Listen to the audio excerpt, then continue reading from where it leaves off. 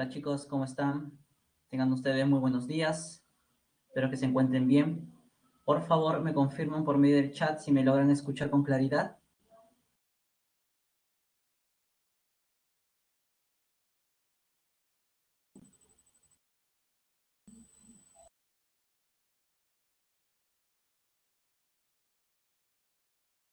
¿Cómo estás, Camila, Sofía, Alejandra, Xiomara, Nicolás? Buen día. ¿Cómo están, chicos? Un gusto verlos después de una semana, o 2 semanas creo ya no nos vemos ya. Buen día, Natalia. Buenos días. Bien, chicos, para mí es una alegría por continuar aquí para poder compartir con ustedes ciertos conocimientos en cuanto a lo que es la química. Buenos días, Omar. Buen día, Cristian. ¿Cómo estás? Buenos días. ¿No? Hola, Johan. ¿Cómo estás? Buen día. En esta oportunidad, como ya me imagino se habrán dado cuenta, vamos a tocar un tema que, si bien es cierto, es para algunos un poco complicado de entender, pero créanme que los conocimientos que vamos a trabajar el día de hoy van a ser abordados de una forma tan, pero tan sencilla que van a permitir no solamente comprender el tema, sino también poder explicar el porqué de algunas de las cosas que pasan en nuestro entorno. El tema de cinética y equilibrio químico son temas que son estudiados principalmente por lo que es la termodinámica química, la termoquímica, ¿ya? Sobre todo en el gran campo de lo que es la fisicoquímica, ¿ya? O rama, mejor dicho. Entonces vamos a ver el día de hoy un poco acerca de lo que estudia la cinética química, que es exactamente lo que aborda al hablar de cinética, al hablar de equilibrio químico. Vamos a ver qué factores influyen en las reacciones químicas para hacerlas más rápidas, ¿no? Y cosas por el estilo. Bien, entonces les voy a compartir en estos momentos la presentación, ya, para que puedan ustedes visualizarla. Ya, me confirman, por favor, por medio del chat, si lo logran ver. ¿Sí? ¿Me confirman, por favor, si lo logran ver? Ya, listo. Vamos a empezar con el estudio de lo que es la cinética química y el equilibrio químico. A ver, para poder entrar un poquito en contexto, pongámonos a pensar. Cuando hablamos de cinética química, se nos vienen a la mente dos palabras. Cinética, velocidad, ¿no? Lo clásico que nosotros asociamos. Y química, ¿qué es lo más representativo en la química? Las reacciones, ¿verdad? En palabras sencillas podemos decir que la cinética química se encarga de estudiar la velocidad con la que se lleva a cabo una reacción química. Ya, por ahí empezamos bien. Pensemos en una reacción química en particular. Por ejemplo, la reacción de combustión. ¿Alguna vez has subido a un autobús? Sabes bien que dentro del motor de este se coloca la gasolina, está en estado líquido, entra en contacto con el oxígeno que viene del aire y empieza la reacción de combustión. Se libera energía y la energía que se ha liberado, que es energía térmica, se transforma en energía del tipo mecánica, haciendo posible que el auto se desplace. Pensemos en esa reacción un momento. Primera pregunta, ¿por qué el combustible tiene que ser líquido? ¿No podría ser sólido? Capaz puede ser gas, como el gas natural vehicular, ¿verdad? Pero ¿por qué líquido? ¿Por qué no gas? ¿Cuál es la diferencia? Eso es muy importante y ténganlo en mente. Ya les voy a explicar más adelante por qué. Segundo, ¿no? A medida que se quema o que ocurre la reacción, como les he comentado, se libera energía. ¿A qué tipo de reacción química hace referencia la liberación de energía? Eso lo hemos visto semanas atrás. Seguramente se acuerdan, ¿no? Entonces también, vamos a pensar ya. Está liberando energía. Ese es un tipo de reacción en particular. Pero ¿por qué se libera energía? Ustedes saben bien que para que empiece el proceso de combustión, el combustible y el oxígeno tienen que estar en contacto, pero además tiene que haber una pequeña chispa para que empiece la reacción, ¿verdad? ¿Por qué tiene que haber una pequeña chispa? Hay reacciones que no necesitan de una chispa para que empiecen, pero ¿por qué esta sí? Todas esas cosas son las que vamos a abordar el día de hoy. Vamos a tratar de explicarlas de la manera, como les dije, más sencilla posible. Y gracias a eso vamos a entender muchas de las cosas, por qué las personas que trabajan en el sector de transporte, con los autos o las combis o los autobuses, conocen, pero por experiencia de vida. Pero aquí lo vamos a fundamentar desde el punto de vista químico, de la cinética.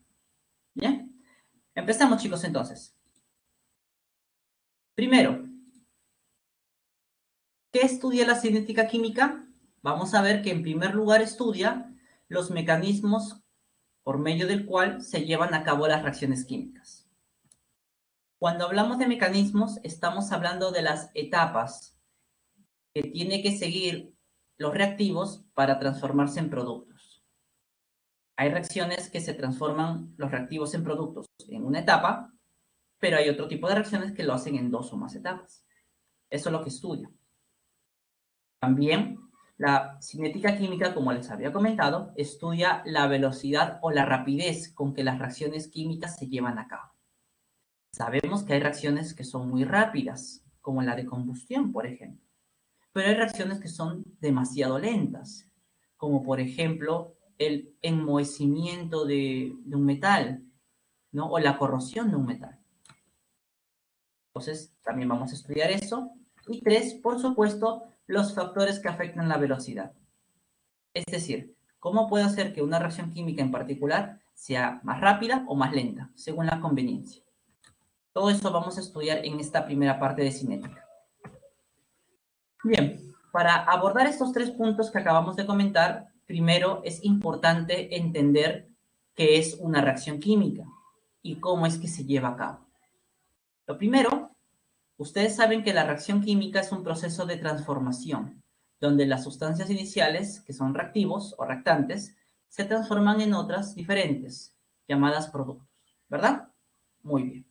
Ahora, para que una reacción química pueda llevarse a cabo se necesitan ciertas condiciones. Primero, las sustancias que van a reaccionar tienen que entrar en contacto. Es decir, las moléculas, los iones, los átomos deben entrar en contacto. Ya en un contacto físico, ¿no? Deben colisionar, chocar. Ahora, al momento de colisionar, tienen que hacerlo con una orientación espacial adecuada. Y además, tienen que hacerlo con una cantidad mínima de energía, que se conoce con el término de energía de activación. Si las moléculas de los reactivos chocan, pero no tienen la orientación adecuada, no hay reacción. Si chocan con la orientación adecuada, pero no tienen la energía suficiente, no hay reacción. Tienen que chocar con una orientación adecuada y con la suficiente energía. ¿Ya? Esas características deben cumplirse para que pueda ocurrir una reacción. Veamos un poquito más de cada uno de estos puntos. Cuando hablamos que las moléculas o las partículas de los reactivos colisionan con una orientación adecuada, estamos diciendo que hay un choque efectivo. Se le llama así porque ese choque va a producir la formación de nuevas sustancias. Ustedes en la figura pueden ver la molécula de yodo, que es la de color morado, con la de hidrógeno, la transparente o blanca, como quieran decirlo. Y estas están colisionando, pero fíjense la forma como colisionan. Frontal, frente a frente. Eso hace que se formen los 2 productos que vemos ahí, que es el yoduro de hidrógeno, ¿no? Esta colisión fue efectiva porque dio origen a la formación de nuevas sustancias. Pero fíjense otro tipo de colisión. Ahora veamos en la siguiente gráfica la forma como están entrando en contacto. Ambas moléculas entran en contacto, pero lo hacen de forma lateral. ¿Y qué es lo que ocurre? Simplemente cada una colisiona y sigue su camino, sigue una trayectoria diferente. No hay formación de productos. Y no hay justamente porque no colisionaron con la orientación adecuada. A eso se le conoce como un choque no efectivo. ¿Listo?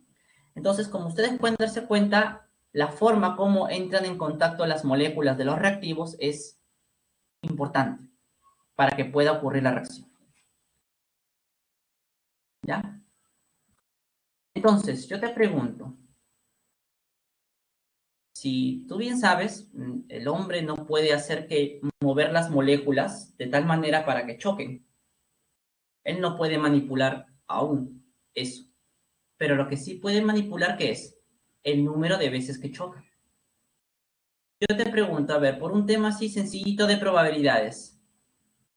Si las moléculas chocan con más frecuencia, ¿habrá una probabilidad mayor de que hayan choques efectivos? ¿Tú qué dices? ¿Sí o no?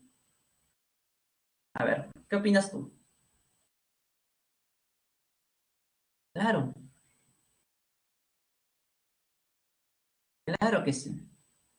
Habrá choques que no son efectivos, pero habrá choques que sí, por un tema de probabilidad, porque está haciéndose que cada vez más y más y más choquen. ¿Ya? Eso es muy importante, tenlo en mente. El segundo factor, o la segunda parte, se va a complementar o se va a explicar por medio de dos teorías.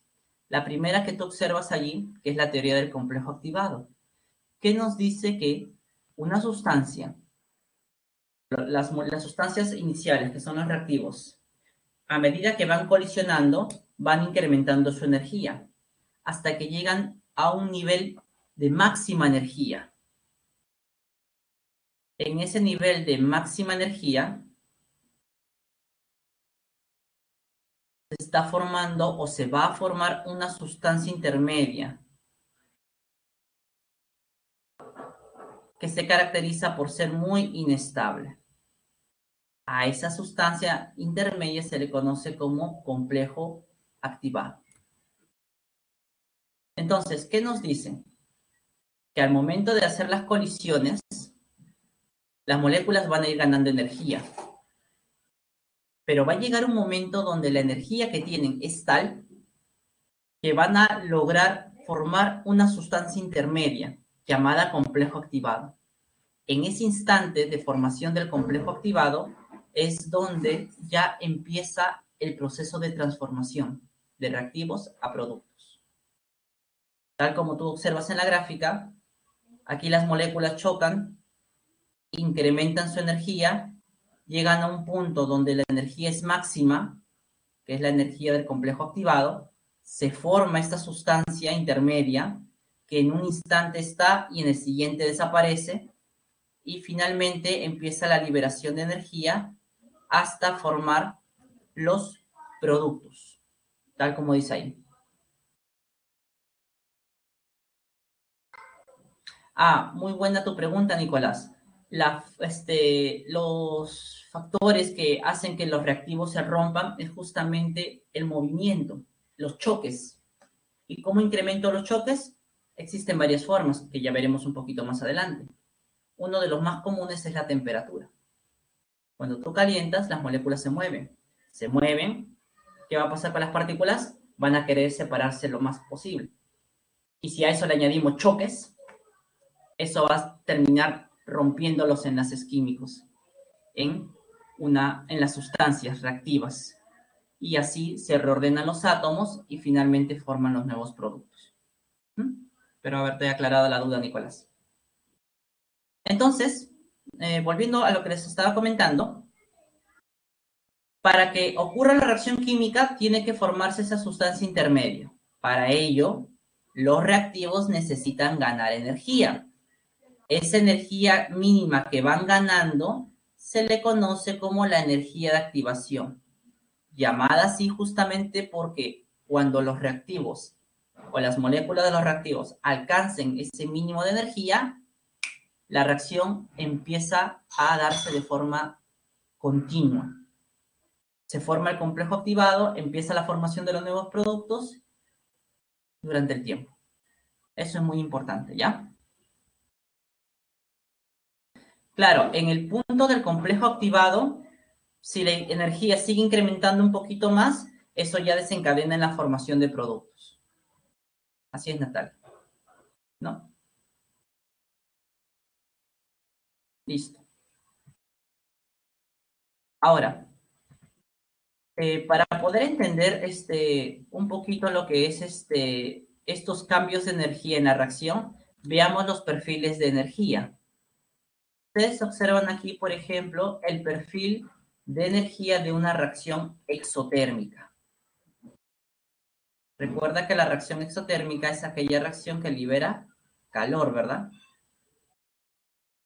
Al ambiente o a los alrededores. La curva de color rojo que ustedes observan allí nos muestra cómo cambia la energía de las sustancias a medida que avanza la reacción. En un inicio, los reactivos tienen un nivel de energía.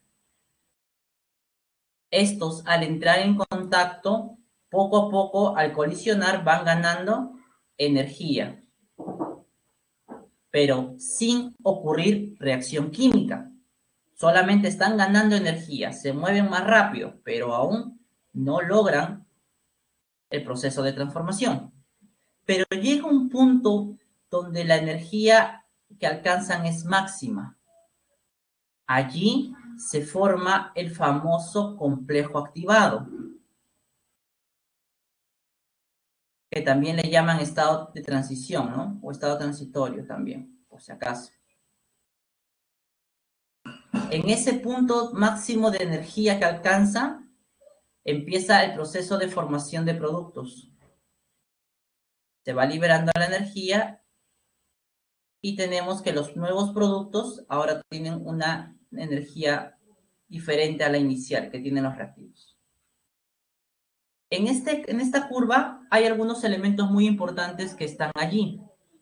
Por ejemplo, si tú observas, para que los reactivos logren alcanzar la energía del complejo activado, estas sustancias han tenido que ganar una cantidad de energía, que está representada por esa flecha de color negro que dice EA.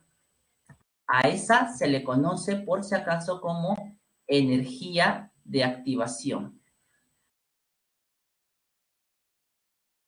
Entonces, ¿qué es la energía de activación? Es la energía que necesitan ganar mis reactivos para alcanzar al complejo activado y así ocurra la reacción química. Si no se alcanza ese nivel de energía, la reacción química no puede ocurrir. ¿Qué más? También observamos que entre los reactivos y los productos hay una diferencia de energías. En toda reacción química, siempre la energía de productos y reactivos va a ser diferente. Justamente, esa diferencia de energías se le conoce con el nombre de calor de reacción. También se le suele conocer con el nombre de entalpía de reacción. Pero el más usado creo que es el calor de reacción, ¿no? Y se representa justamente con este delta de HRX. O también lo pueden representar como el ERX, tal como ustedes están observando en la lámina. O bueno, en la diapositiva. Entonces, para cálculos en lo sucesivo, el calor de la reacción o la energía de la reacción o la entalpía de la reacción se va a calcular siempre restando la energía de los productos menos la energía de los reactivos. ¿Listo? Ahora, como es una resta, esta diferencia, entonces tú sabes que al restar dos números te pueden salir dos resultados. Positivo, negativo. Cero no va a salir. Positivo, negativo en este caso. En el caso que el calor de reacción sea menor a 0, o sea, negativo, eso es un indicador de que la reacción química que se está representando es una reacción exotérmica.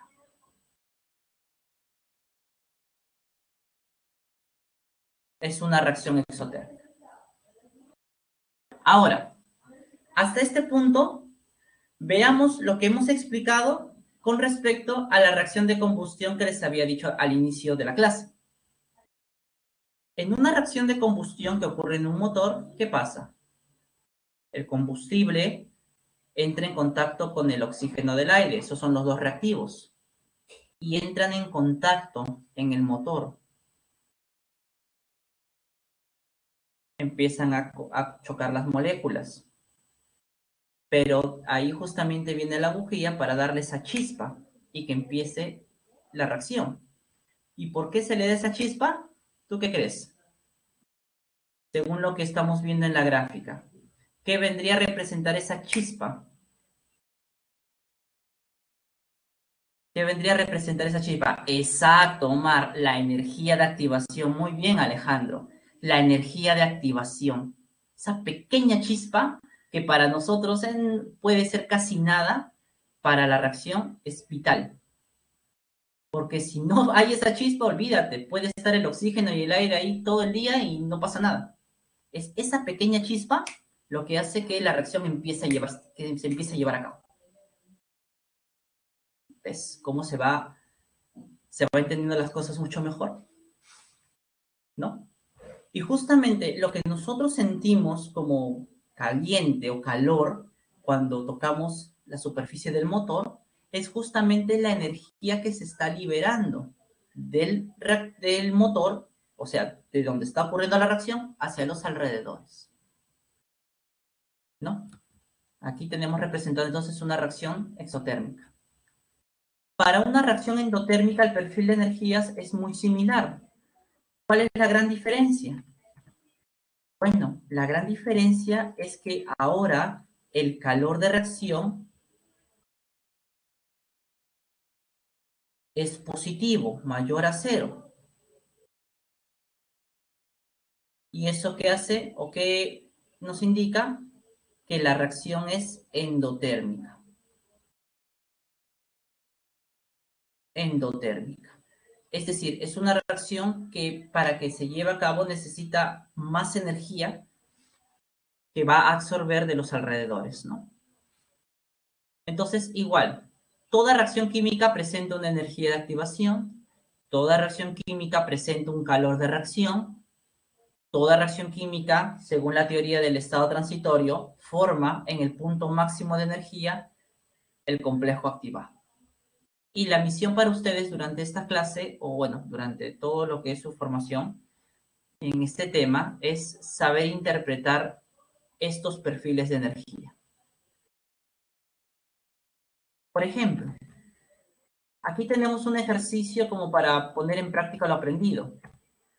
Y en esta pregunta se nos pide cuánto vale la energía de activación para la reacción de formación de sulfuro de hierro. Y si la reacción química es endotérmica o exotérmica.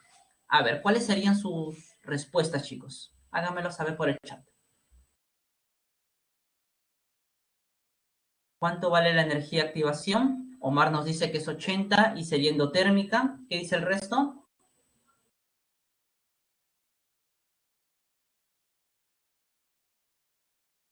¿Sí? ¿Están de acuerdo con lo que dice Omar? Ese es Nicolás, bien práctico, por 2. Sí, está de acuerdo. A ver, ¿qué dicen los demás? De verdad, admiro la facilidad con que con 2 letras explican o se dan a entender muy bien. Muy bien. Vamos a ver. Alejandro también confirma. Veamos. Nos piden cuánto vale la energía de activación. Como nosotros sabemos, la energía de activación se va a calcular como la energía del complejo activado menos la energía de los reactivos. La energía del complejo activado lo saco de la gráfica.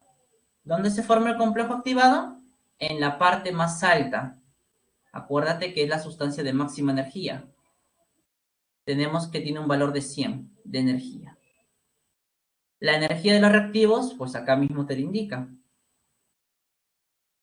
Es 20. Y esto nos da un valor de 80. 80 kilojoule por mol, según lo que nos dice la gráfica, ¿no? Las unidades.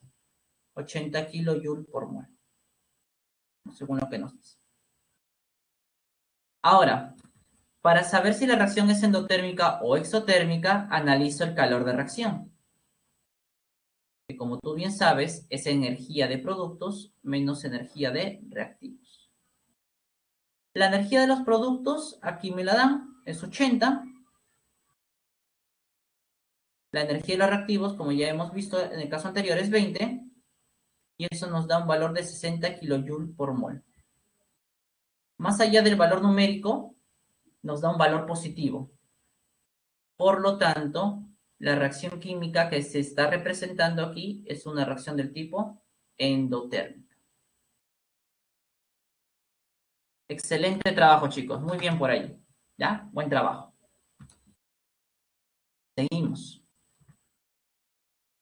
No sé si hasta aquí tienen alguna duda o alguna consulta antes de pasar a lo siguiente, con respecto a lo que hemos hablado de cómo es que ocurre una reacción química. ¿Sí? ¿Todo claro hasta el momento? Ok. Entonces continuemos. Vamos a ver ahora los mecanismos de reacción. Como te comenté al inicio, los mecanismos de reacción tienen que ver con las etapas que los reactivos ya van a llevar a cabo para transformarse en productos. Ya, básicamente es eso. Te había comentado también que existen reacciones químicas que ese proceso de transformación lo realizan en una etapa. Esas reacciones se llaman reacciones de tipo sencillas. ¿Ya?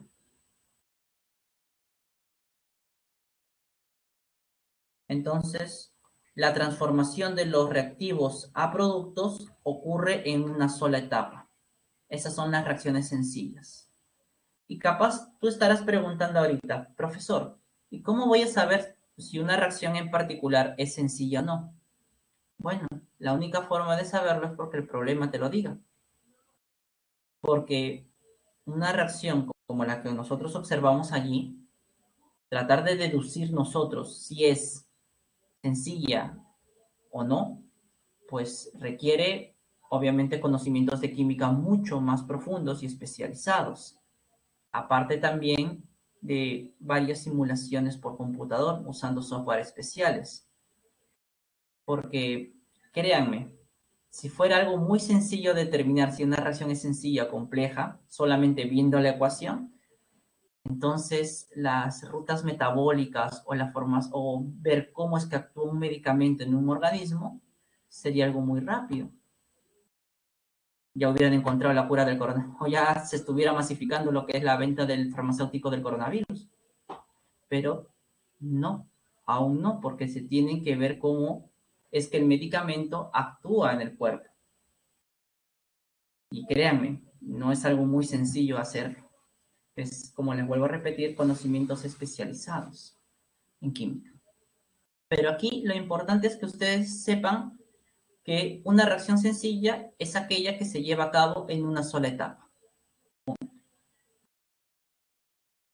Si las reacciones químicas se llevan a cabo en dos o más etapas, se les conoce como reacciones complejas. ¿Ya? Se lleva a cabo en dos o más etapas. Por ejemplo, esa reacción que ustedes ven allí, así como uno lo puede ver, ¿será sencilla, será compleja? No lo sabemos. Para eso el problema nos debe dar información. ¿Y cuál es la información que nos da? Justamente el mecanismo o las etapas en las que se está llevando a cabo. Y aquí claramente ustedes observan que esta reacción se lleva a cabo en dos etapas.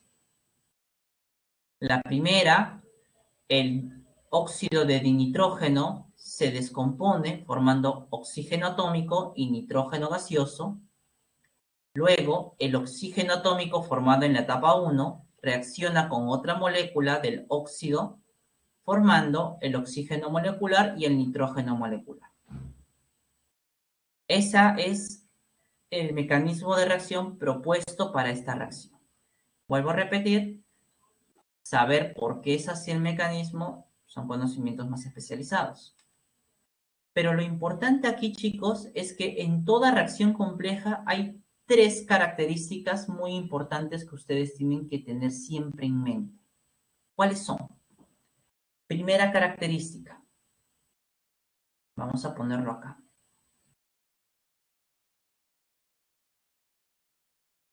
En toda reacción compleja siempre hay sustancias intermedias. Siempre van a haber sustancias intermedias. ¿Cómo reconozco las sustancias intermedias?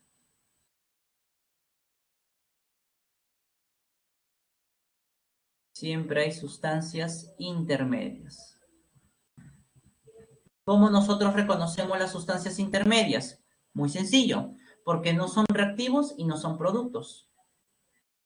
Además, se forman en las primeras etapas y se consumen en las etapas finales del mecanismo.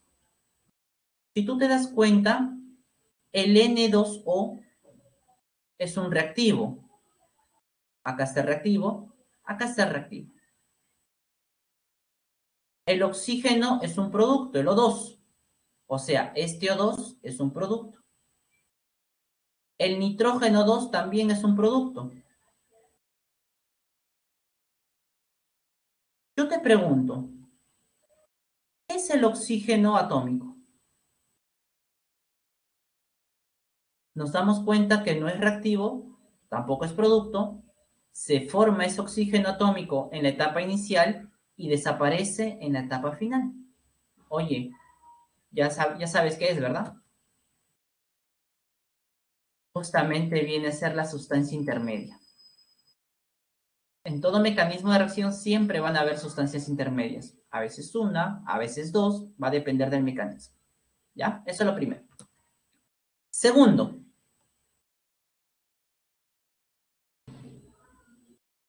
la segunda observación. La suma de etapas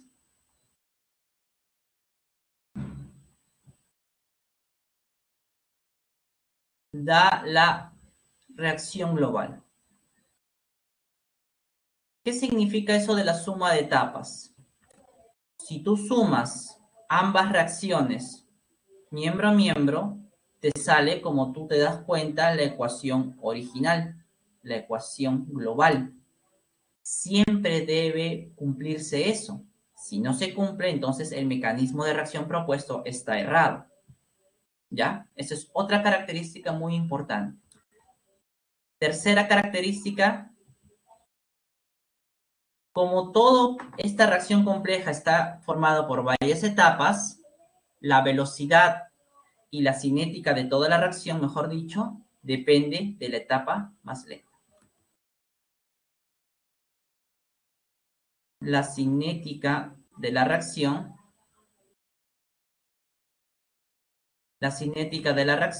depende de la etapa lenta. Eso es muy importante que tengan en mente, chicos, ¿ya? La cinética de la reacción química depende de la etapa lenta, ¿ya? Para una reacción compleja. ¿Por qué? Porque si tú te das cuenta, la etapa lenta es el cuello de botella de todo el proceso.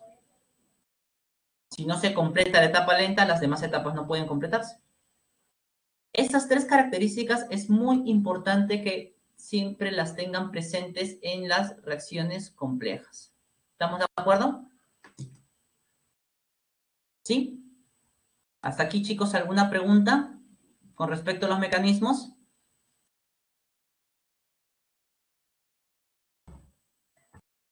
Creo que no, ¿verdad?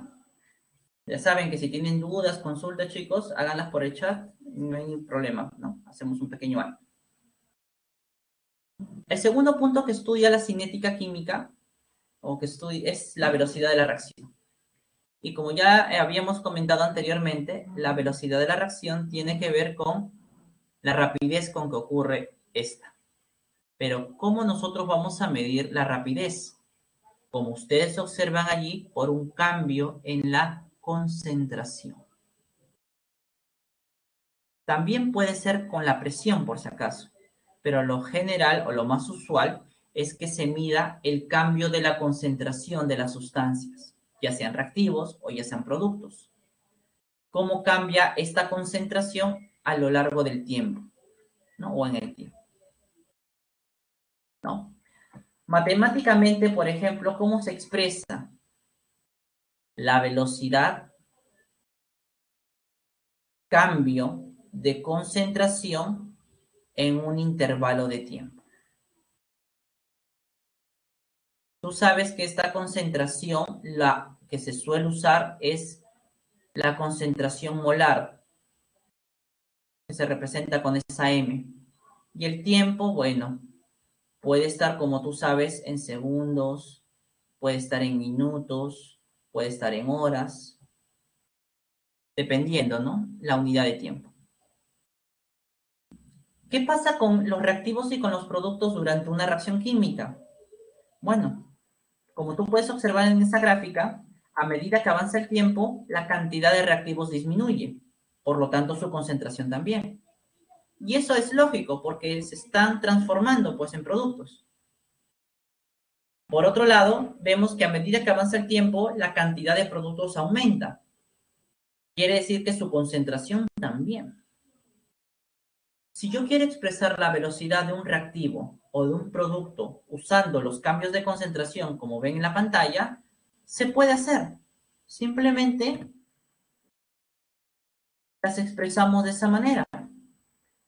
La velocidad con que un producto se forma será igual al cambio de concentración de productos en el intervalo de tiempo. La velocidad con que los reactivos se consumen, igual, el cambio de concentración en el tiempo, ¿no? Tal como ustedes observan aquí. Pero hay algo importante que puedes notar entre esas dos velocidades de reactivos y productos. El signo. ¿Por qué tiene un signo negativo? Cuidado, no vayan a creer que aquí las velocidades son negativas. No es el curso de física. El signo negativo en la velocidad para el curso de física sí es importante porque nos dice la posición con respecto a un punto de referencia.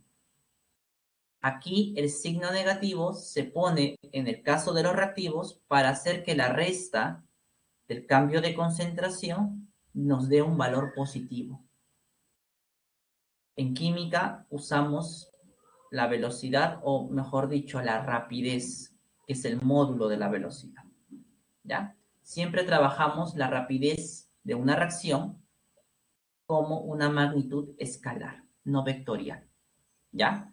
El signo negativo, vuelvo a repetir, solo se coloca para hacer que la resta en esa diferencia de concentraciones se haga positiva. En los productos no es necesario colocarle signo porque esa resta de por sí ya va a ser positiva. ¿Listo? Entonces, veamos a través de un ejemplo cómo calcular la velocidad con la que una sustancia reacciona. Allí se muestra, por ejemplo, la reacción de descomposición del CO2 en monóxido y oxígeno gaseoso. Dice que se ha formado 0,3 mol, aquí debe de ser mol por litro, ¿ya? Mol por litro de oxígeno en los primeros 10 segundos. Calcule la velocidad con que aparece el oxígeno en ese tiempo, en ese intervalo. Muy bien. En el tiempo cero, pues antes de que inicie la reacción, la concentración de oxígeno, ¿cuánto será? Pues creo que se entiende, ¿verdad? Cero, porque todavía no se ha formado producto. Dice que en el tiempo de 10 segundos, o sea, cuando el tiempo son 10 segundos, Ahora la concentración de oxígeno será 0,3 mol. Entonces, aplicando la ecuación que anteriormente hemos visto, ¿cómo sería?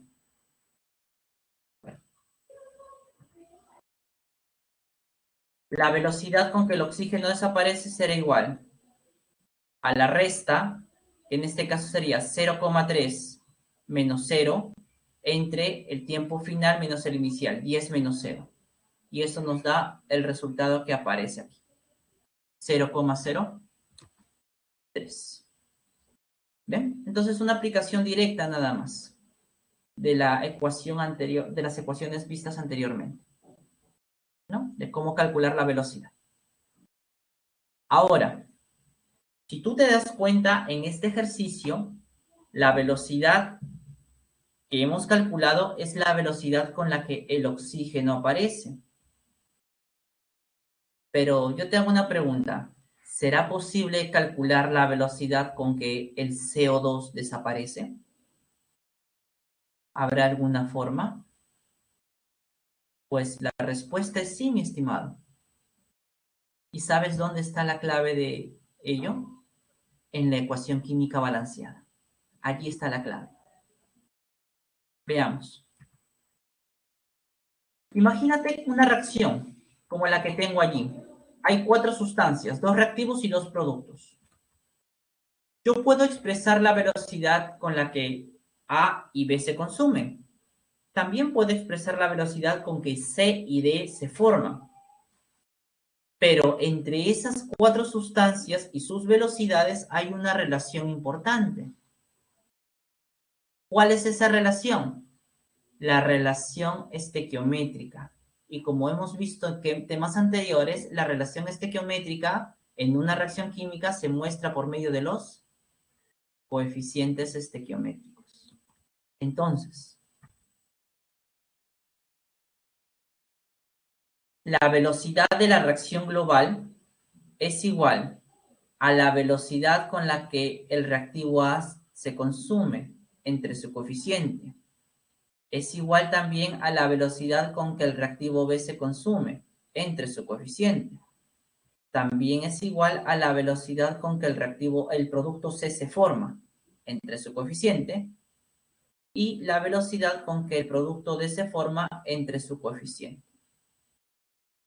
Todas estas son las velocidades. Entonces, ¿cómo queda finalmente la ecuación? Tal como la vemos allí. ¿Qué nos permite esta ecuación? ¿O qué nos dice? Esta ecuación nos permite calcular no solamente la velocidad de la reacción global, sino también la velocidad de las otras sustancias que participan en la reacción, sean reactivos o sean productos. Para ello solamente necesito conocer como dato una velocidad y 2, conocer los coeficientes de la ecuación balanceada. Veamos un ejemplo para que puedan ver la aplicación.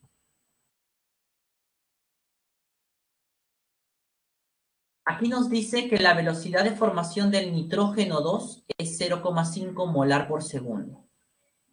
Calcular la velocidad de la reacción y la velocidad de cada una de las especies implicadas en dicha reacción. Muy bien. Por la ecuación anterior, yo puedo decir que la velocidad de la reacción es igual a la velocidad con que se consume el amoníaco sobre 4. También es igual a la velocidad con que se consume el oxígeno entre 3. También es igual a la velocidad con que el nitrógeno se forma entre 2.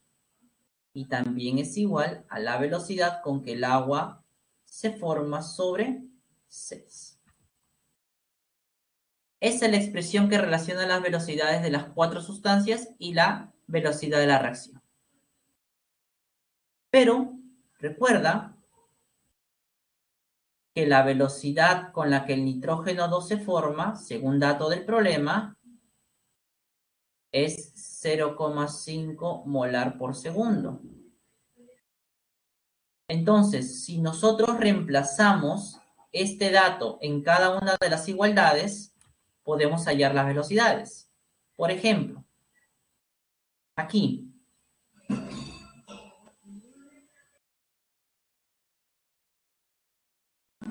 La velocidad con que el agua se forma es igual a 6 veces la velocidad del nitrógeno 2 sobre 2. Reemplazando sería 6 entre 2 es 3. 3 por 0,5, 1,5 molar por segundo. Ya tengo la velocidad con que el agua se forma.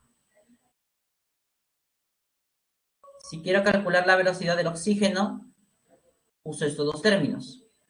La velocidad con que el oxígeno se forma es igual a 3 veces la velocidad del nitrógeno 2 sobre 2. Reemplazando, 0,5 entre 2 es 0,25 por 3, 0,75. Ya tengo la velocidad con que el oxígeno se consume. Si quiero el amoníaco, bueno, puedo agarrar tranquilamente estos de acá. Ya conozco la del oxígeno. La velocidad con que el amoníaco se forma será 4 veces la velocidad del oxígeno sobre 3. 0,75 entre 3 es 0,25 por 4, 1 molar por segundo. Ya tengo la velocidad con que el amoníaco se consume. Y si quiero la velocidad de la reacción, pues puedo igualarlo a partir de acá. La velocidad del amoníaco entre 4. 1 entre 4, 0,25 molar por segundo. Entonces, chicos, como ustedes pueden observar, por medio de esta relación, yo he podido calcular la velocidad de todas las sustancias con las que se forman o se consumen y además la velocidad global de toda la reacción. ¿Listo? ¿Hasta aquí tendrán alguna duda, alguna consulta con respecto a esta parte, chicos? Por favor.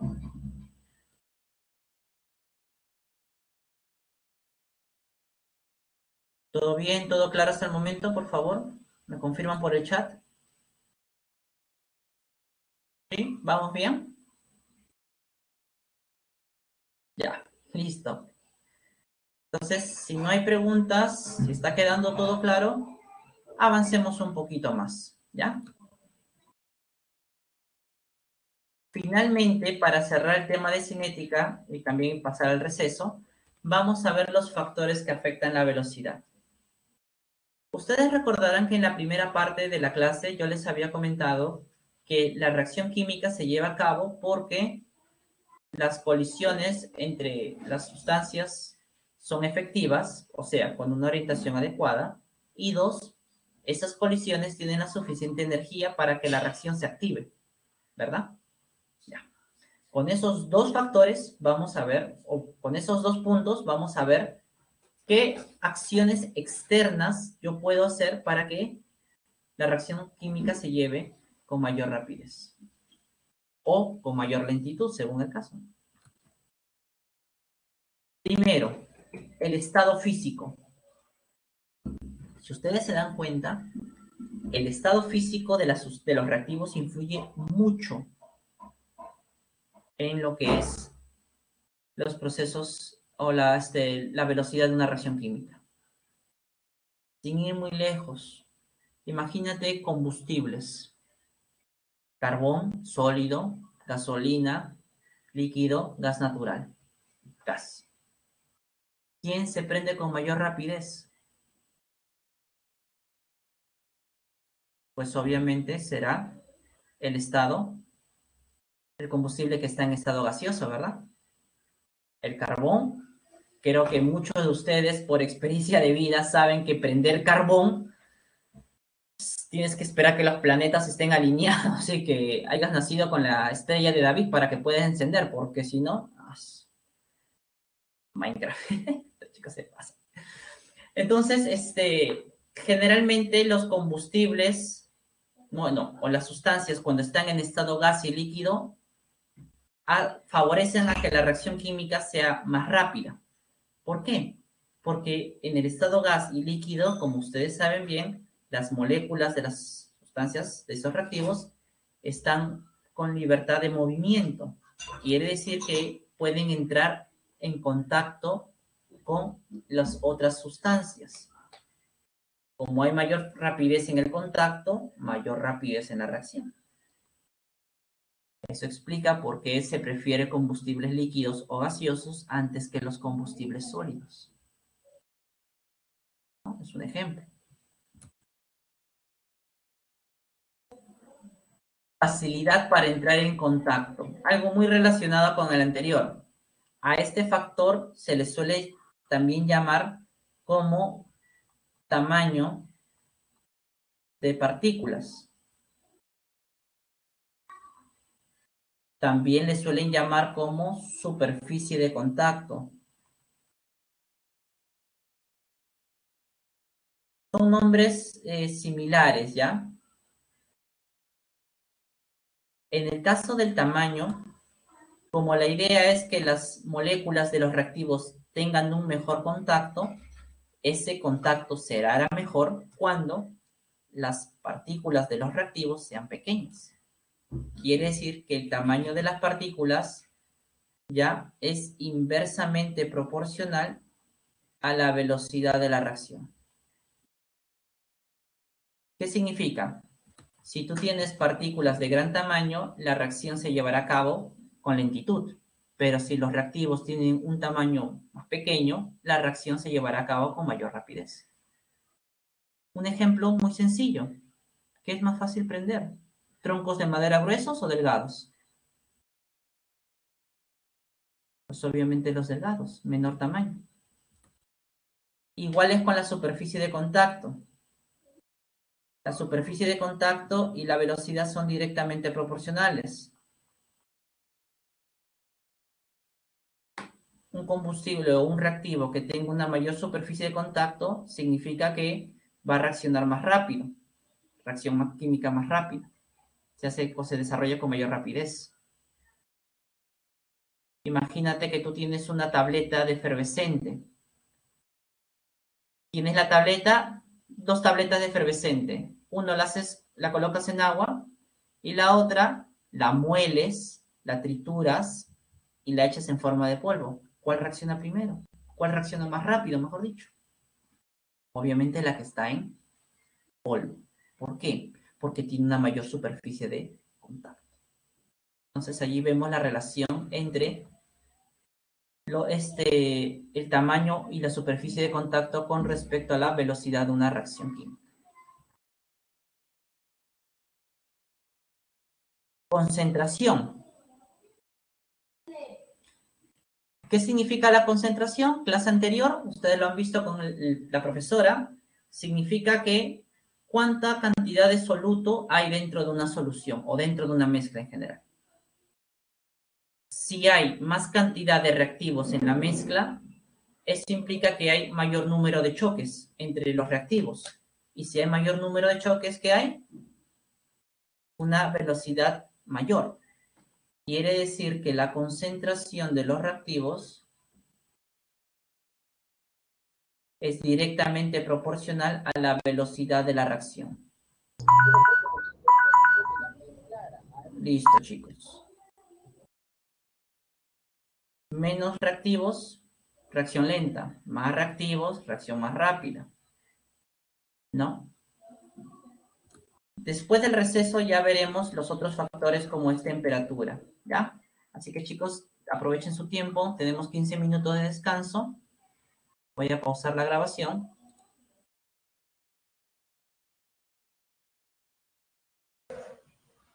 Bien, entonces continuamos con la exposición de la teoría en el tema de cinética química.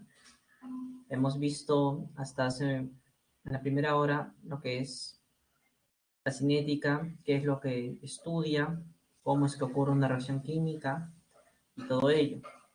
Estamos viendo en este último punto del tema los factores que afectan la velocidad.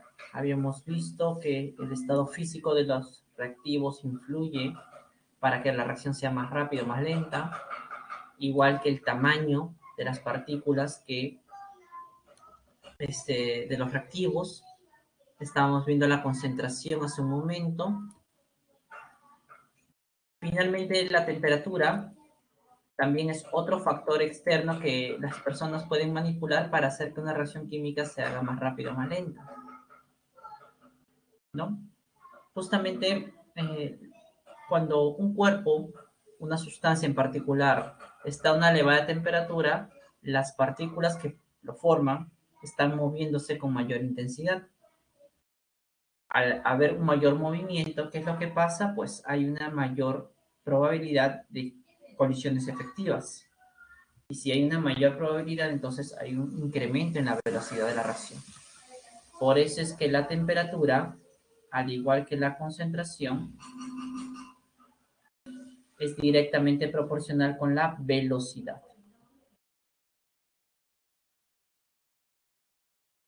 Ya con la velocidad de la reacción.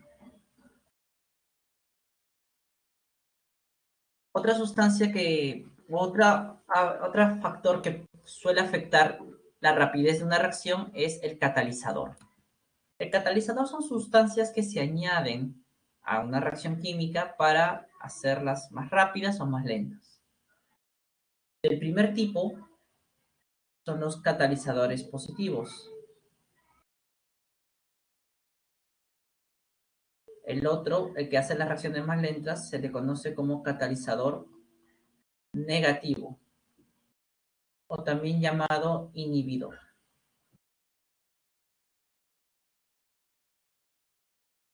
Entonces, ¿cómo actúan los catalizadores? ¿Qué afectan?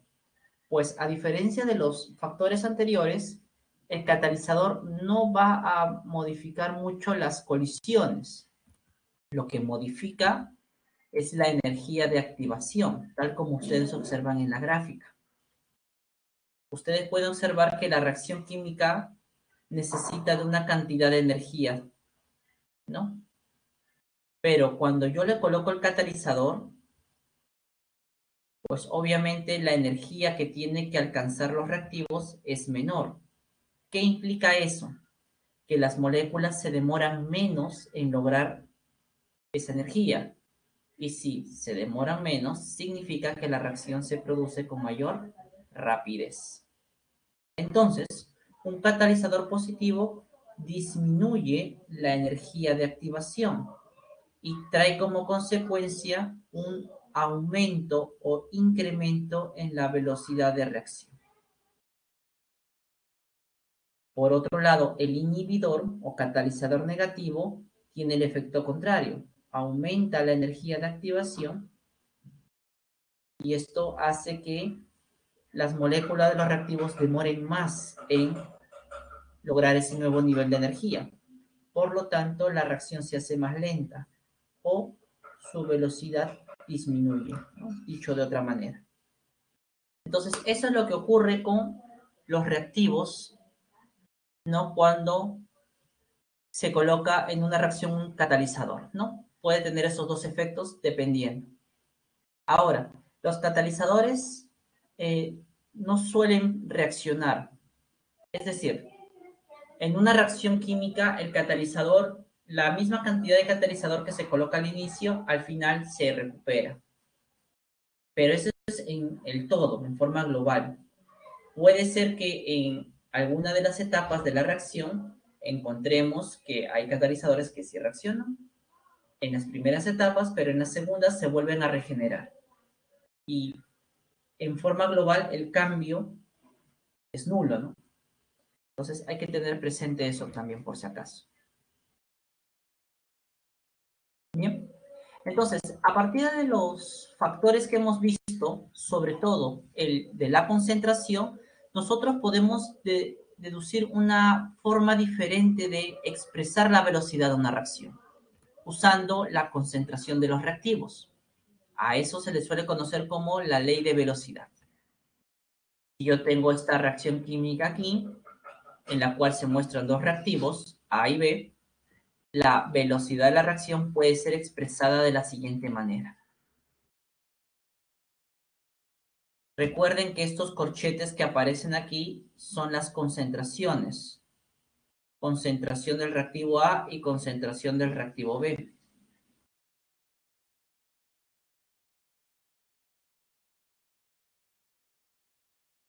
Concentración del reactivo A, siempre en función de reactivos. Ya jamás es en función de los productos. Ya la ley de velocidad. ¿Listo? Ahora, aparte de las concentraciones y la velocidad, vemos otros términos en esa expresión. Por ejemplo, la K, esos exponentes alfa y beta. Justamente esa K y esos exponentes alfa y beta se le conocen como la constante de velocidad y ese alfa y beta los órdenes parciales de la reacción. Profesor, ¿y de dónde voy a sacar los valores de la constante y de los órdenes parciales? Bueno, el problema te los va a dar. De una u otra manera el problema siempre te va a informar eso. Te lo puede dar de forma literal, la constante vale tanto, o el orden de el reactivo A vale tanto, o el orden del reactivo beta vale tanto. ¿No? Puede ser literal, pero también puede darse de una forma muy sutil que digamos. Ya vamos a ver eso en un momento. Entonces, aquí tenemos la ley o la expresión de la ley de velocidad. Si yo quiero calcular la velocidad de una reacción en particular, solo necesito conocer las constantes, los órdenes parciales y la concentración inicial de los reactivos. Y a partir de ello, puedo calcular la velocidad de la reacción. ¿Ya? Ahora, esos órdenes parciales, si se suman, nos dan el orden total de la reacción, ¿no? La suma de órdenes parciales es el orden total de la reacción. Podemos encontrar reacciones de primer orden, de segundo orden, de tercer orden, de cuarto orden, en fin. Ahora, justamente con los órdenes es lo que te estaba diciendo. ¿Cómo el problema te puede dar los órdenes? Una forma, literalmente, y otra es una forma muy sutil. ¿Cómo sería en una forma sutil? Bueno, si la reacción que se está analizando es una reacción sencilla, entonces los órdenes parciales serán numéricamente iguales a los coeficientes estequiométricos de los reactivos, siempre y cuando la reacción sea sencilla. Pero si la reacción es compleja,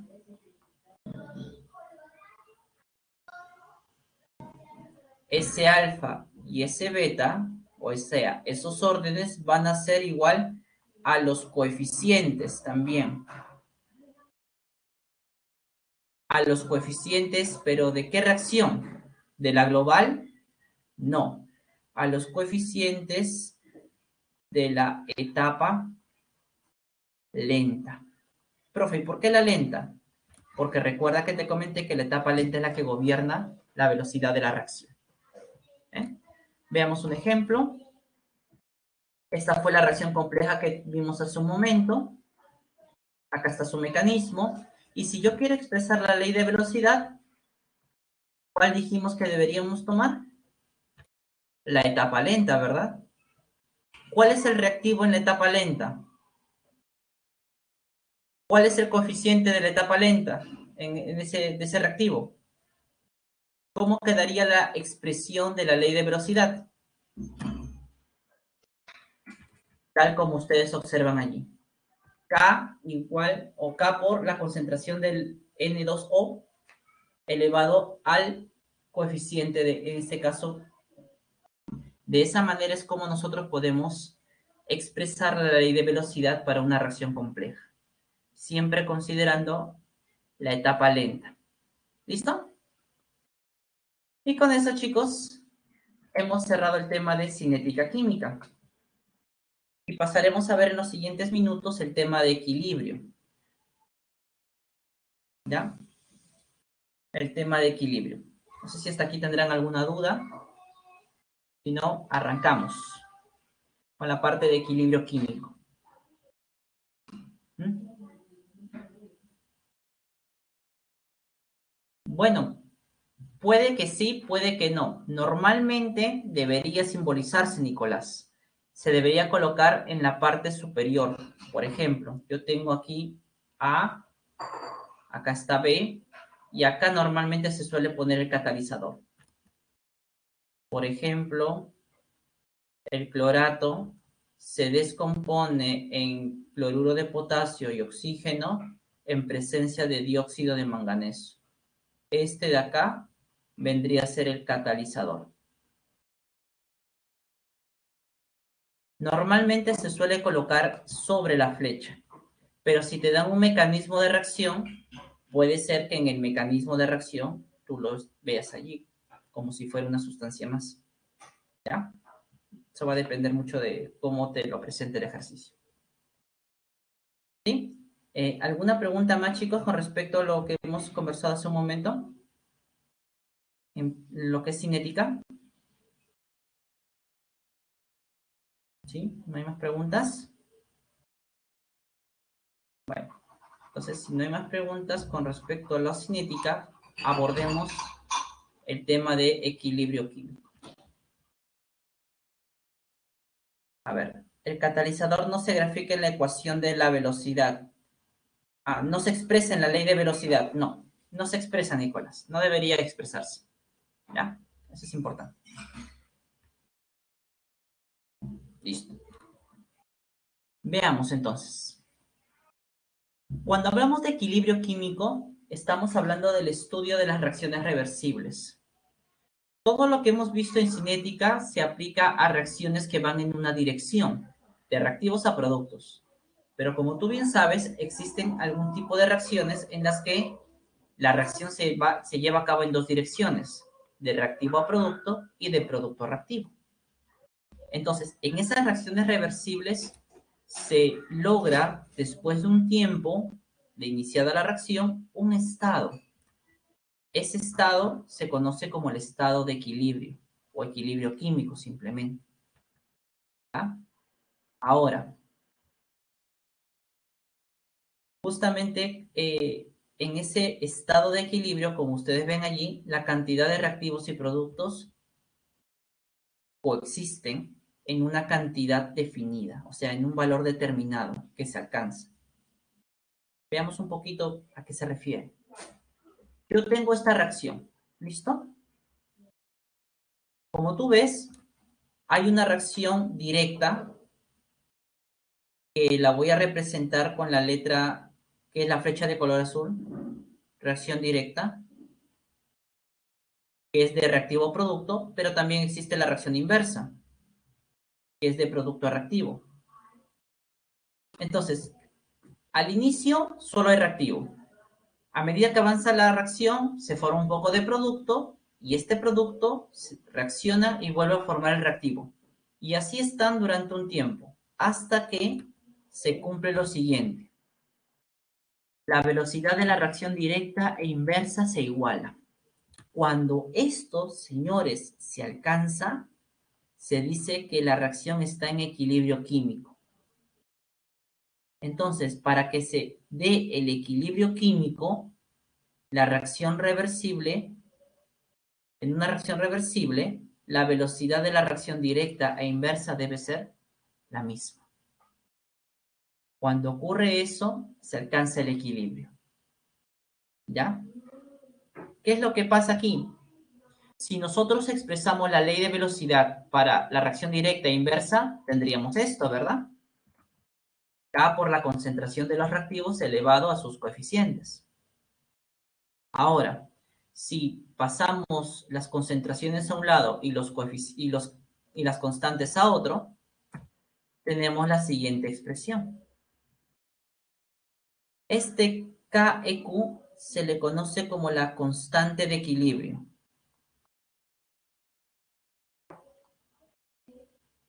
La constante de equilibrio. Y la constante de equilibrio en toda reacción reversible se va a calcular como la concentración en el equilibrio de los reactivos elevado cada uno a su coeficiente sobre la constante de los productos, disculpen, de los reactivos, elevado cada uno a su coeficiente. Entonces, la constante de equilibrio se calcula así. Concentración de productos elevado a su coeficiente sobre la concentración de los reactivos elevado a sus coeficientes. Tal como ustedes lo logran observar. Para nosotros, la constante de equilibrio nos da mucha información. ¿Qué pasa si esta constante de equilibrio es mucho mayor a 1? Significa que el numerador es mayor. ¿Y qué significa que C y D sean mayores? Que se favorece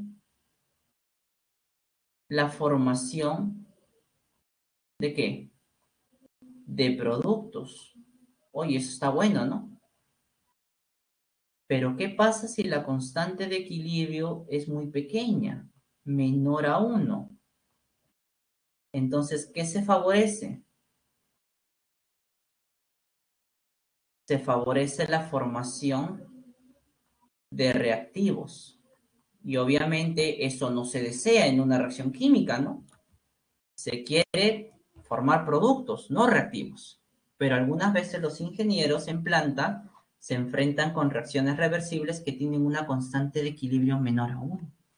Y la pregunta es, ¿qué hace el ingeniero? No, profe, así nomás se queda. No, algo tiene que hacer. Para eso es ingeniero, para eso le van a pagar, para que solucione eso. Y justamente eso vamos a verlo un poquito más adelante. ¿Ya? Entonces, recuerden que el equilibrio químico es un estado que alcanzan las reacciones reversibles. Vamos a ponerlo aquí como observación, ¿ya? En reacciones reversibles. ¿Qué más? Es dinámico. ¿Por qué se le dice que el equilibrio es dinámico a nivel molecular? Porque cuando se alcanza el equilibrio no significa que la reacción se detiene. La reacción continúa, solamente que ambos procesos a la misma velocidad. Por eso es dinámico. ¿Ya? La concentración, presión, temperatura, entre otras propiedades físicas, permanecen constantes, ¿ya? Es decir, una vez alcanzado el equilibrio, esas concentraciones que tienen en ese momento ya no cambian. Esa temperatura que logra la reacción en ese momento ya no cambia. Igual la presión e igual otras propiedades físicas. Solo cambian si es que alguien a propósito hace algún cambio. Es lo que vamos a ver casi al finalizar esta clase. Muy bien, entonces como la constante de equilibrio es el parámetro matemático que vamos a utilizar para estudiar estas reacciones reversibles, tienes que tener presente cómo es que se expresan las constantes de equilibrio. Se pueden expresar de dos formas. Kc, que es la constante de equilibrio en función de la concentración. ¿Ya? De la concentración. Y el Kp, que es la constante de equilibrio en función de la presión. Eso es muy importante. Y como ya hemos visto anteriormente, siempre esa constante va a ser concentración de productos elevado a sus coeficientes sobre la concentración de reactivos elevado a sus coeficientes. Si es en función de la presión, será presión parcial de los productos elevado a sus coeficientes entre la presión parcial de los reactivos elevados también a sus coeficientes. Ahora, entre estas dos constantes existe una relación, que es la que aparece aquí. La R Es la constante universal de los gases y normalmente utiliza el valor que aparece aquí.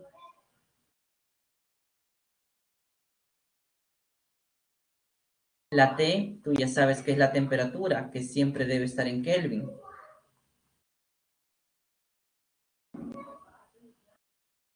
¿Y qué es este delta de N que está como exponente? Es la diferencia de moles entre productos y reactivos. Profe, ¿de dónde saco eso? Esa diferencia de moles sale de la reacción química.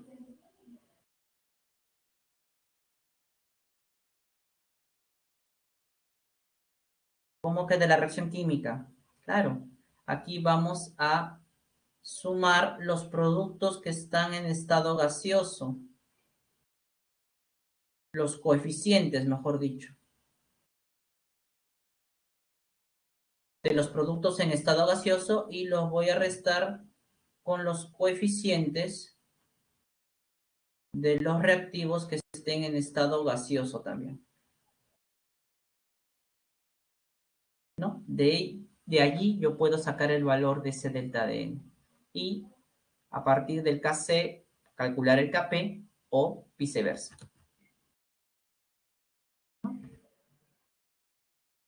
Tipos de equilibrio. Existen tipos de equilibrio. Tenemos el homogéneo, que es aquel equilibrio en el cual todas las sustancias químicas están en una sola fase. Es decir, todos líquidos, todo gas, todo acuoso, todo sólido. ¿Ya? Ese es el equilibrio homogéneo. Por ejemplo, para la formación de amoníaco que ustedes ven allí, en esa reacción reversible, esta sería la forma como se expresa la constante de equilibrio. Concentración de productos elevado a su coeficiente entre la concentración de reactivos elevados a sus coeficientes cada uno, ¿no? Si quisiera expresar la constante en función de la presión, la misma historia. Presión parcial del amoníaco, que es el producto, elevado a su coeficiente, entre la presión parcial de los reactivos, también elevado a su coeficiente. En los equilibrios homogéneos no hay ningún problema. Bueno, en ninguno tampoco, ¿no? En los heterogéneos se caracterizan estos equilibrios porque las sustancias se encuentran en dos o más fases. O sea, las sustancias están en estados físicos diferentes. Como por ejemplo la que vemos allí. ¿Listo? Como vemos allí. Aquí vemos sustancias en estado sólido y en estado gas. Pero más allá de eso, hay algo muy importante. Cuando yo expresa la constante de equilibrio en función de la concentración o en función de la presión, jamás debo considerar a las sustancias sólidas y a las sustancias líquidas. Y tal vez te preguntarás, ¿por qué, profesor? Bueno, porque al ser sólidos y líquidos son sustancias puras. Y la concentración de una sustancia pura, si la sacamos en porcentajes, es 1 o 100%. No afecta. Por eso, si yo quisiera expresar la constante de equilibrio para esta reacción, solamente debería considerar a las sustancias que están en estado gaseoso para el Kc, ¿no? O también aquellas que estén en estado acuoso, ¿no? En el caso del Kp, solo serían las que están en estado gaseoso.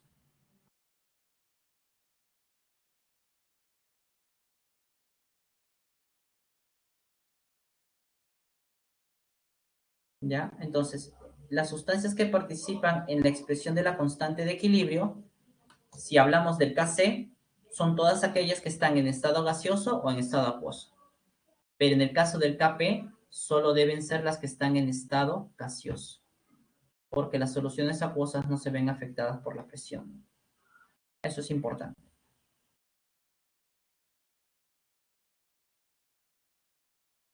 Aquí tenemos un ejercicio. Se nos pide expresar la constante de equilibrio Kc y Kp para cada una de las reacciones. Bueno, lo primero que tenemos que hacer siempre es verificar que las ecuaciones químicas estén balanceadas. En este caso, la ecuación A ya está balanceada. ¿Cómo se expresaría el Kc? Concentración de productos, en este caso es el NO2, elevado a su coeficiente, sobre la concentración de reactivos, que es el N2O4, elevado a su coeficiente, que se debe entender que es 1, ¿no? Ese es el Kc. Su Kp sería muy similar. Es la presión parcial del NO2 elevado a su coeficiente sobre la presión parcial del reactivo elevado a su coeficiente. Ya está. Para la segunda reacción, también comprobamos que esté balanceada. Ahora, si yo quiero expresar el Kc, solo participan las sustancias gaseosas o en estado acuoso. Quiere decir que este sólido y este otro tampoco deben participar. ¿Cómo nos quedaría la expresión de la constante? Concentración del producto elevado a su coeficiente. Y esa sería la expresión del Kc. Y la del Kp sería algo similar. La presión parcial del CO2 elevado a su coeficiente. De esa manera es como nosotros podemos expresar las constantes de equilibrio para las reacciones, ya sea en un equilibrio homogéneo o en un equilibrio heterogéneo. Solo considero gases y soluciones acuosas para el Kc. Y en el caso del Kp, solo sustancias en estado gaseoso. Nada más. ¿Listo, chicos? Finalmente, y para cerrar, vamos a hablar acerca del principio de este químico francés Le Chatelier. ¿Se acuerdan que durante la parte de equilibrio químico estaba explicando que hay constantes de equilibrio que son muy pequeñas, menores a 1? Yo les comentaba que esas reacciones tienden a favorecer la formación de reactivos, pero en un proceso industrial no se quiere formar reactivos, se quiere formar productos. Entonces, ¿qué hace el ingeniero para poder modificar esa tendencia que tiene la reacción? Aplicar justamente los diversos principios que vamos a ver aquí. Existen 4 factores, hasta yo diría 5, que nos permiten hacer que el equilibrio químico se desplace en una dirección determinada, ya sea a la formación de reactivos o a la formación de productos. ¿Ya? ¿Cuáles son estos factores? A ver, concentración, presión, el catalizador, temperatura. Por supuesto, también está el volumen, ¿no? Pero bueno, es algo relacionado con la presión. ¿Cómo nosotros debemos interpretar eso? Cuando tú aumentes concentración, el equilibrio o la reacción se va a desplazar en la dirección opuesta del aumento. Por ejemplo, si tú aumentas la concentración del reactivo A, ¿qué va a hacer el equilibrio? Desplazarse o favorecer la formación de los productos C y D. Profesor, ¿y por qué? Lo que pasa es que el principio de Le Chatelier se basa en un principio muy similar al de acción y reacción de la tercera ley de Newton. ¿Qué nos dice? Que un sistema, cuando está en equilibrio, si es perturbado por una acción externa, cualquiera de esas 4, el sistema, la reacción, va a tomar una acción que contrarreste la acción que causó la perturbación del equilibrio. Si yo aumento la concentración del reactivo A, estoy perturbando el equilibrio porque ya había una cantidad de A determinada. Como estoy aumentando más del reactivo A, entonces ese exceso de A está perturbando el equilibrio. ¿Qué va a hacer el sistema para eliminar esa perturbación? Hacer que ese exceso de A reaccione. Y si ese exceso de A reacciona, ¿qué va a formar? Un poco más de los productos C y D. Por eso les decía, si tú aumentas en un reactivo, el equilibrio se desplaza hacia el producto. Si tú aumentas en un producto, el equilibrio se desplaza hacia un reactivo. Siempre la acción opuesta. Profe, ¿y qué pasa si disminuye la cantidad de reactivo de producto? Ah, muy bien. El efecto es diferente. Si disminuye la concentración de un reactivo, el equilibrio se va hacia los reactivos. O sea, en la misma dirección donde se hizo la disminución. Si yo disminuyo la cantidad de producto, pues el equilibrio se desplaza hacia el producto. ¿Ya? Muy importante. El aumento de presión o la presión. Bueno, por las leyes de los gases ideales, tú sabes que la presión y el volumen son inversamente proporcionales. El volumen y el número de moles son directamente proporcionales. ¿Qué pasa entonces? Cuando yo aumento la presión de un sistema, ya el equilibrio se va a desplazar hacia donde hay menor cantidad de moles de gas. Aquí hay que colocar que son de sustancias en forma de gas. Si hay menos moles de gas en los productos, pues se va a los productos. Si hay en los reactivos, pues se va a los reactivos. Profe, si en ambos lados hay la misma cantidad, pues el equilibrio no se desplaza. Bien claro. ¿Ya? Entonces, cuando aumenta la presión del sistema, el equilibrio se desplaza en la dirección donde hay menos moles de gas. Por el contrario, si yo disminuyo la presión, entonces el equilibrio se va hacia donde hay mayor número de moles de sustancias gaseosas. ¿Ya? El tercer factor es el catalizador. El catalizador, como claramente ven en el cuadro, no modifica la constante de equilibrio y no hace que el equilibrio se vaya ni hacia los reactivos ni hacia los productos. Entonces, ¿qué es lo que hace el catalizador, profesor? Hace que el equilibrio se alcance en menor tiempo. Es lo único que hace el catalizador. Que el equilibrio se alcance en menor tiempo. Pero las concentraciones, presiones y demás, eso no va a cambiar. Por eso que el equilibrio no se desplaza a ningún lado. La temperatura. La temperatura es el único factor de los cuatro que cambia el valor de la constante de equilibrio. Y además hace que el equilibrio se pueda desplazar en una dirección determinada.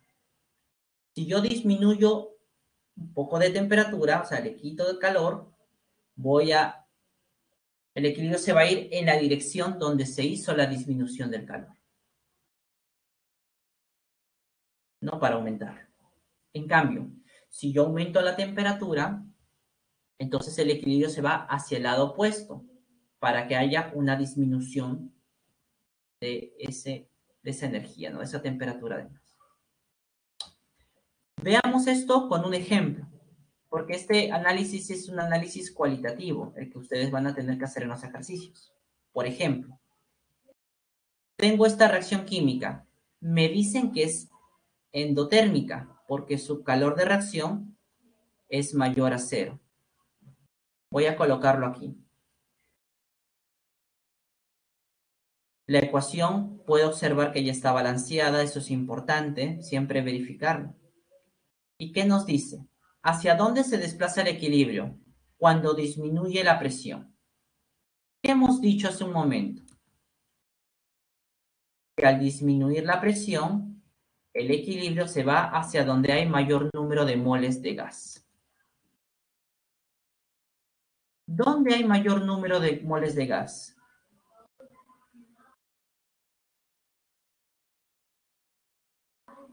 El equilibrio se va hacia donde hay mayor número de moles de gas. ¿Dónde hay mayor número de moles de gas? A ver, acá están los productos. ¿Cuántas moles de gas hay? Acá hay una, más una serían 2 moles de gas. Aquí, estos son los reactivos. Acá hay 1 mol de gas. Este es sólido, no se cuenta. Como hay más moles de gas en los productos, el equilibrio se va hacia la derecha. Entonces el equilibrio se desplaza hacia la derecha, favoreciendo, ¿qué cosa? La formación de productos. ¿Se dan cuenta? Favorece la formación de productos. ¿Qué pasa cuando aumenta la presión, la temperatura? ¿Qué hemos dicho? Al aumentar la temperatura, el equilibrio se va hacia donde disminuye el calor, es decir, hacia el lado opuesto del aumento. Entonces, veamos. El calor está en la zona de los reactivos. Si yo aumento el calor, se supone que debe irse hacia el lado opuesto. ¿Y cuál es el lado opuesto de los reactivos? ¿Te diste cuenta? Los productos. Entonces, esta acción también favorece a la formación de productos. Favorece la formación de productos. Porque ese exceso de calor, ¿qué es lo que hace? Perturba el equilibrio. ¿Qué hace el sistema? Eliminar ese calor. ¿Cómo? Haciéndolo reaccionar con un poquito de agua y un poquito de carbón o carbono, formando así un poquito más de CO y de hidrógeno. O sea, formando un poquito más de producto. De esa manera es como justamente se puede deducir.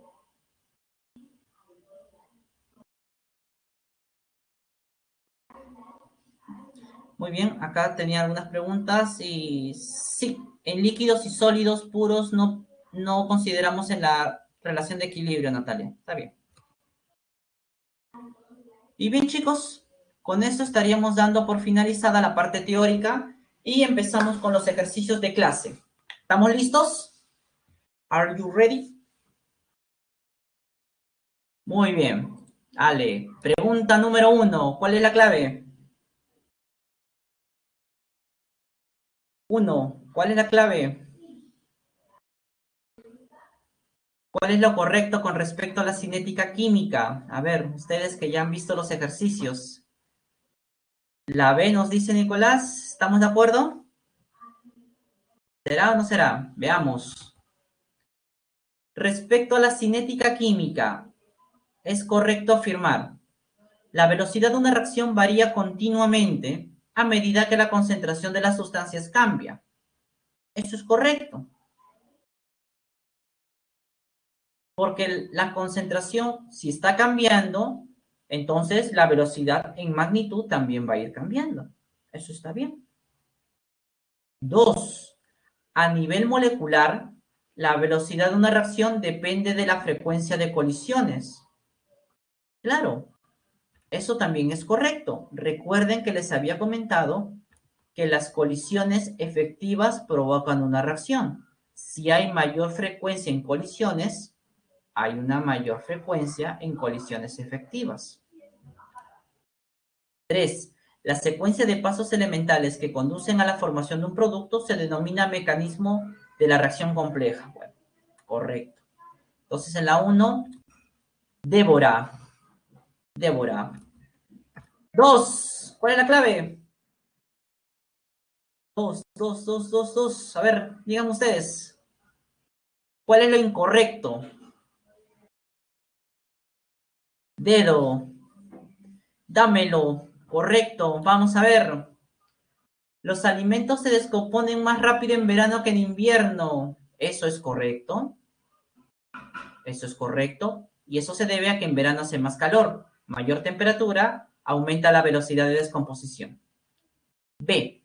La velocidad de corrosión del hierro se acelera al incrementar la humedad del ambiente. Correcto. La humedad es lo que afecta al hierro y lo corroe. Si en el aire hay mayor humedad, o sea, una mayor concentración de agua, hace que la velocidad de corrosión se acelere. C.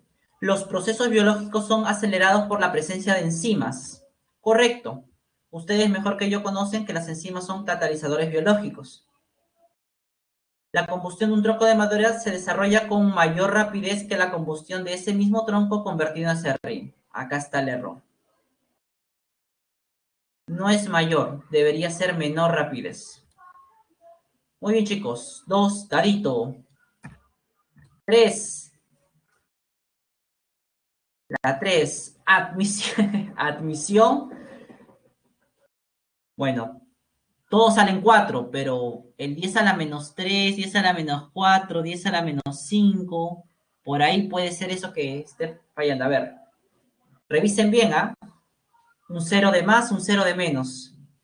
Sheila, Sheila dice Alessandro. No sé, ¿qué dice el resto?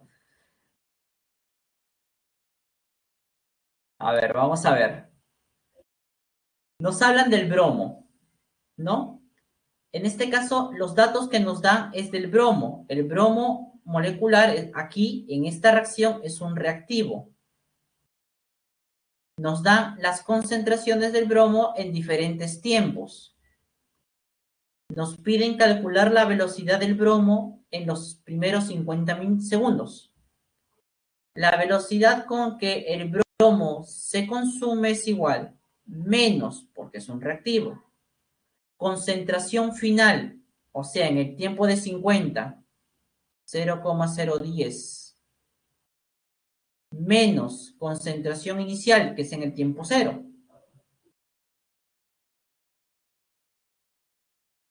Sobre el intervalo de tiempo, que en este caso sería 50 menos 0 segundos.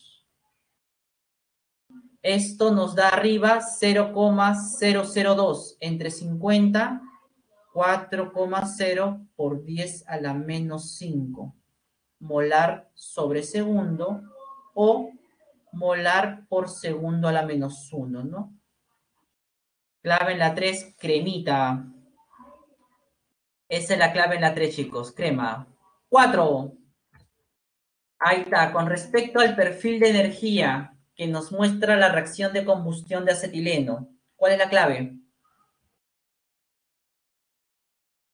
¿Cuál sería la clave? Bebecita. A ver, con duda ahí. Te noto, Nicolás. A ver. Nati. A ver. Vamos a ver. Vamos a ver. Estos chicos se pasan. La entalpía de combustión. Por el símbolo nos están diciendo el calor de reacción. El calor de reacción tú sabes que se calcula como energía de productos menos energía de reactivos. El producto son estos de acá abajo. Serían 100. Menos la de los reactivos, que son los de acá arriba. Esto nos da menos 2600 kilojoule. Bueno, chicos, eso hace que el primer enunciado sea falso, porque dice que es más, cuando en verdad es menos. 2. Se requiere como mínimo 500 kJ para iniciar la reacción. Esa energía mínima para iniciar la reacción se llama energía de activación y se calcula restando la energía del complejo activado menos la energía de los reactivos. La energía del complejo activado, que es el punto más alto de energía, que es el que se encuentra aquí arriba, es 3200, menos la energía de los reactivos, 2700, haciendo un valor de 500 kJ. Segundo enunciado correcto. 3. Al agregar un catalizador se incrementa la entalpía de reacción. Falso. Porque como ya hemos visto, el catalizador solo modifica la energía de activación. El calor de reacción no lo modifica en lo absoluto. Falso, verdadero, falso, clave en la 4. 5. ¿Cuál sería la clave en la 5? A ver, chicos, 5, 5, 5. Vamos. Tienen que reivindicarse, chicos, ¿ah? ¿Qué pasa? 5, 5, 5. La B. A ver, ¿la 5 será la B? Veamos si es cierto, si es la B o no. Acá nos hablan de la descomposición del peróxido. ¿Listo? Nos dice, y acá nos muestra el mecanismo, ¿no? Vamos a ponerle esta la etapa 1 y esta la etapa 2. ¿Qué nos dice? La ley de velocidad para la reacción general es esta que aparece aquí.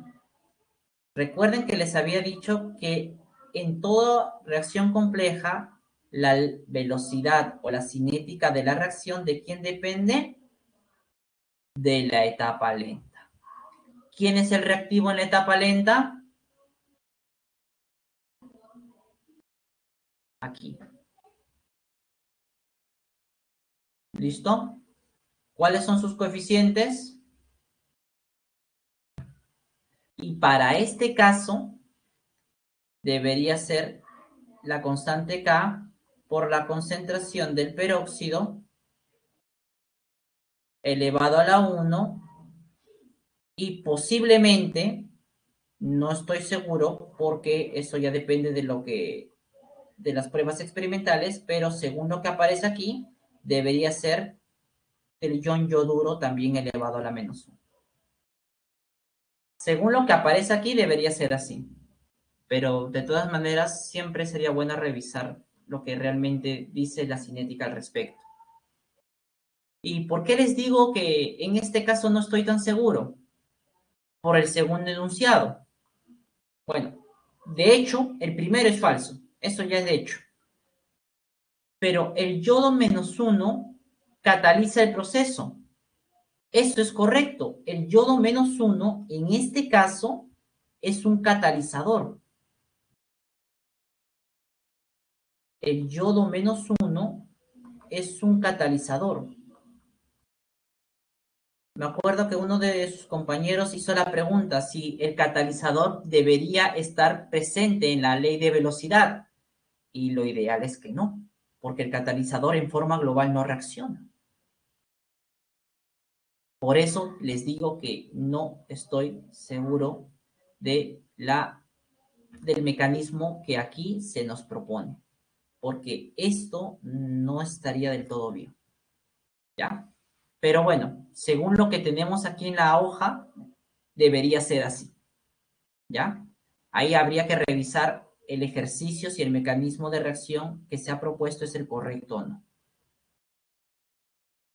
Ah, Natalia, muy buena tu pregunta. ¿Cómo sabemos? Muy sencillo. Porque si te das cuenta, este yodo -1 aparece en la primera etapa, o mejor dicho, reacciona en la primera etapa y se vuelve a formar o se regenera en la segunda. Y el único que tiene esa característica son los catalizadores. ¿Ya? De esa manera, Natalia, es como nosotros podemos saber. ¿Ya? 3. Bueno, acá sería verdad. En la 3 nos dice, la especie intermedia es el OI, el ion hipoyodato. Y en este caso, ¿es la especie intermedia? Sí. Profe, ¿cómo lo sabe? Porque no es un reactivo, no es un producto. Además, se forma en las primeras etapas y se consume en las últimas. Entonces, esta es la especie intermedia. ¿Pero qué nos dice? Que se forma rápidamente. No, señores. Rápidamente no se forma. Se forma en la etapa lenta. Se forma lentamente. Por eso el enunciado de aquí es falso. Y la clave en la 5 sería la C de crema, otra vez. ¿Ya? Pregunta 6, con respecto al equilibrio. ¿Cuál sería la clave? Y mientras van escribiendo sus claves, como ya saben y es de costumbre, van completando la encuesta docente. ¿Ya, chicos? A ver, ¿cómo sería la 6? ¿Cuál sería la clave en la 6? A ver, Cienciano, Dotita, vamos a ver. Lo incorrecto con respecto al equilibrio químico. A nivel molecular, el equilibrio químico es dinámico, correcto. Significa que la reacción no se detiene, continúa, solo que tanto la reacción directa como inversa se forman o se producen a la misma velocidad. B. La concentración de los reactivos y productos no cambia en el tiempo, correcto. Una vez alcanzado el equilibrio, presión, temperatura y concentraciones permanecen estáticos, no cambian. C. Solo se presenta el equilibrio como un proceso homogéneo. Ahí está lo incorrecto. Porque como hemos visto, el equilibrio químico puede ser homogéneo, pero también puede ser heterogéneo. Cremita, Jennifer, muy bien.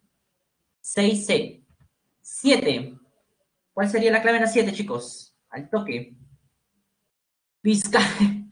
Ay. Más respeto con el presi. Vengo, José. Vamos a ver. Chicos, ¿qué están viendo en Facebook, por favor, muchachos? ¿Qué pasa? A ver.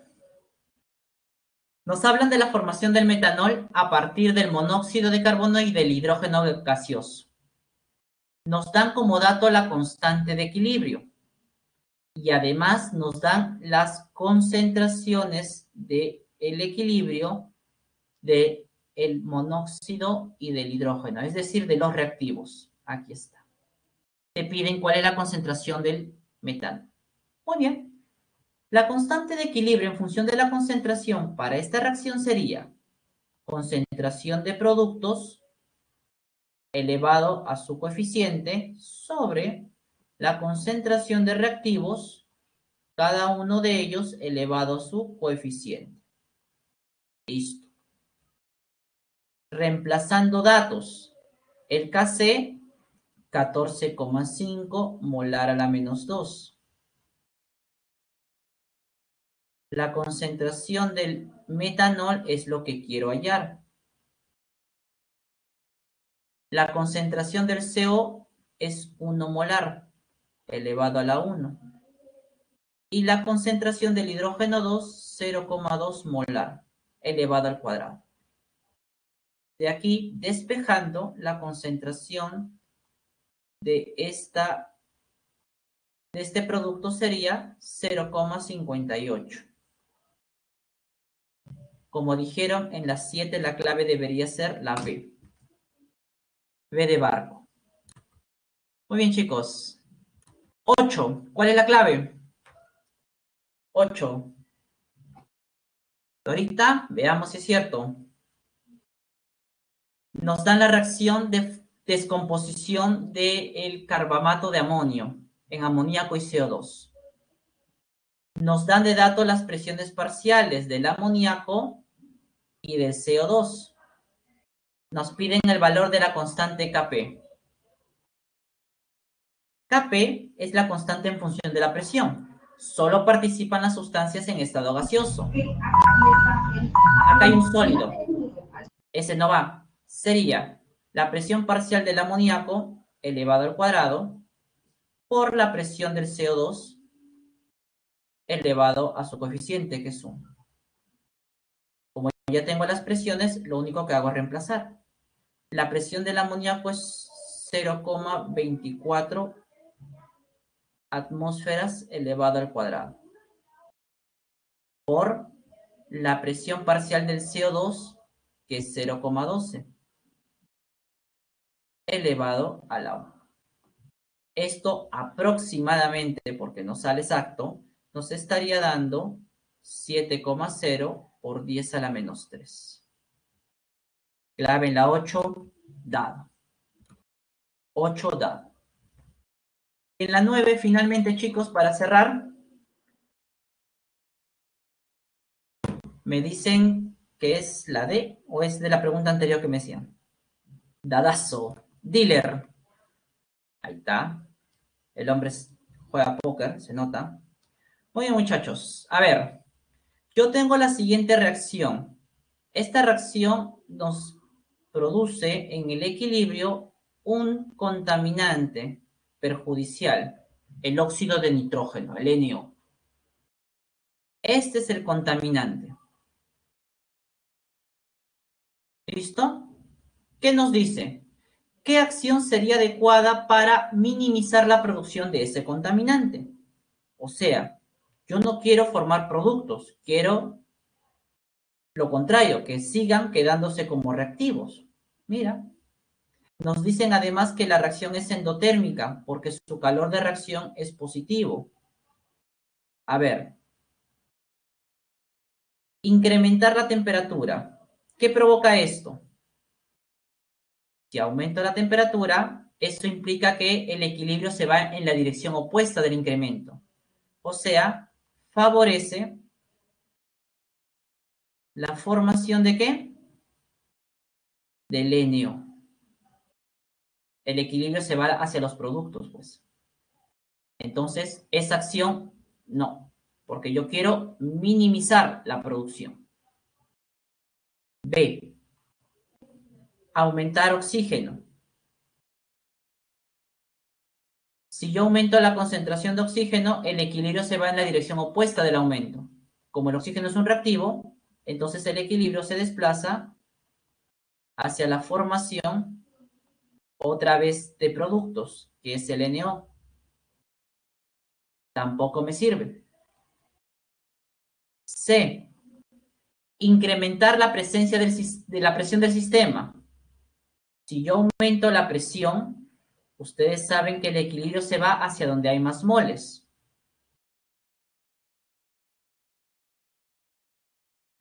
Favorece la formación de más moles de gas, según lo que hemos analizado, ¿no? Pero la pregunta es, aquí yo veo 2 moles de gas. Aquí también.